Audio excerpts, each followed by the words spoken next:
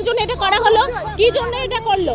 সময় নিবে, তাকে তো সবে একজনকে আনা হলো, আরও তো বলছে 4 জন আছে, তাদের ডাকবে, কে কে দোষী সঠিক তদন্ত নিবে, সঠিক জায়গায় পৌঁছাবে, তবেই তো তাকে এনকাউন্টার করবে। কিন্তু কেন করলে এত অ্যাডভান্স? এর ভিতরে একটা রহস্য আছে, এটা জানতে হবে যে এটাও একটা ডুপ্লিসিটি হচ্ছে, এটার ভেতরে একটা লুকোচুরি বিষয় আছে। ঠিক আছে, এনকাউন্টার করলো মানে বিচার হলো না, এটা অন্য রকম বিচার হলো, এটা বিচারই হয়নি, এটা আরও চাপা দেওয়ার জন্য এই বিষয়টা হলো।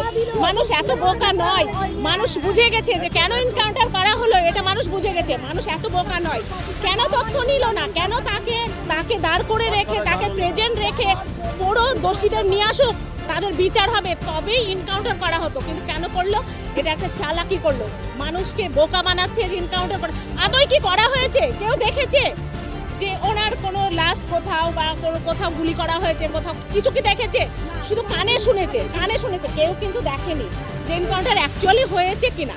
এটা বিচার হচ্ছে? কখনোই এটা বিচার হচ্ছে না। ঠিক আছে, মানুষকে অনেক বোকা বানিয়েছে এই তৃণমূল আমলে, মানে 15 বছর বানিয়েছে, আর নয়। মানুষ এখন জাগ্রত হয়ে গেছে, চোখ খুলে গেছে, আর কখনো নয়। অবশ্যই।